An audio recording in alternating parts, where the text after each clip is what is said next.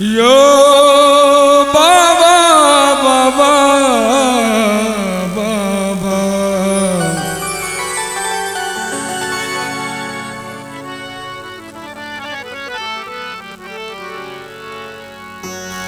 यो बाबा बाबा बाबा यो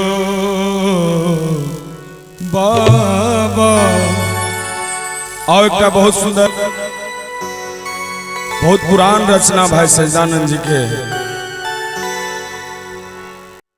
जे अपने सबके बीच राखी और प्रायः भाई सच्चिदानंद जी के गीतक अपने से बहुत रास प्यार दुलार देते लौं सुनाबी भाव छे।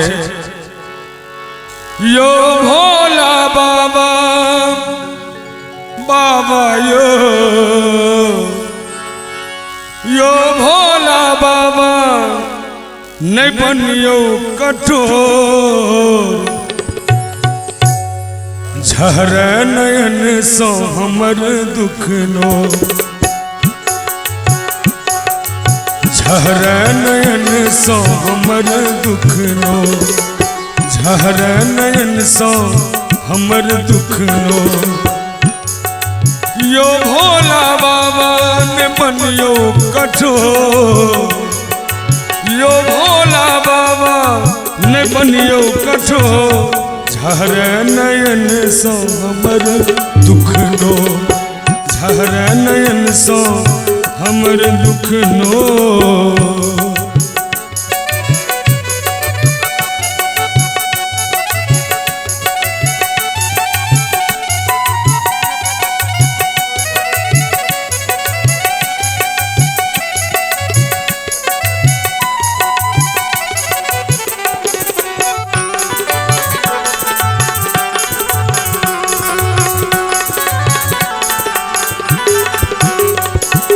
पाथर के आहा करे जो अच्छ पाथर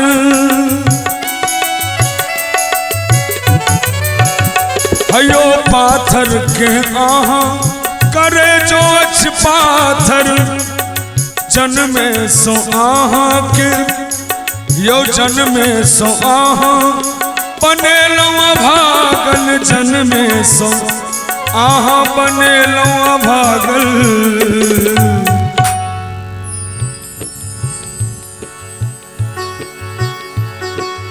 हमर दुखक बाबा हमर दुखक बाबा ने कतौ और झर नयन सो हमर दुख नो झर नयन सो हमर दुख नो।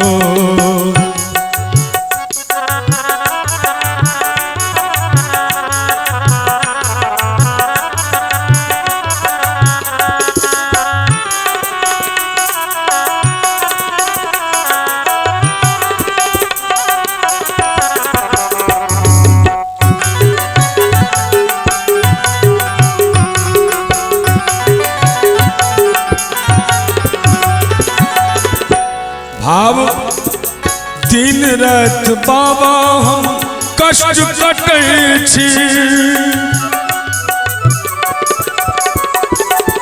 दिन रात बाबा हम कष्ट कटै छी कहूँ ना यो कहूँ ना कहम गुजर करै छी कहूँ ना कहम गुजर करै छी।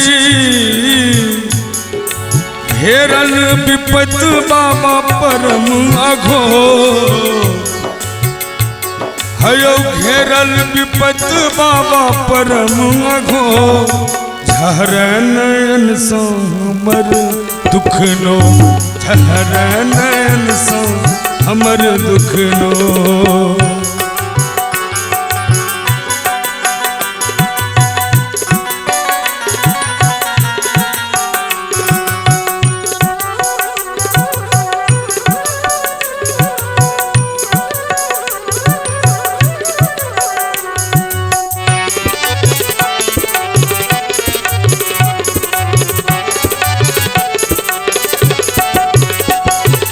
एक बेर सुझी सच्चिदानंदक लियो,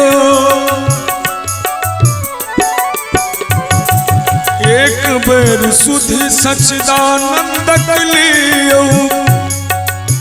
नहीं अछि सहारा बाबा, हयो नहीं अछि सहारा बाबा, अरविंद के कियो नहीं अछि सहारा बाबा, अरविंद के कियो। हम हूँ त बच्चा छी बाबा तो हो, हम हूँ त बच्चा छी बाबा तोर, झर नयन सो हमर दुख लो, झर नयन सो हमर दुख लो। यो भोला बाबा ने बनियो कठोर, झर नयन सो हमर दुख लो, झर नयन सो हमर दुख लो, झर नयन सो हमर दुख।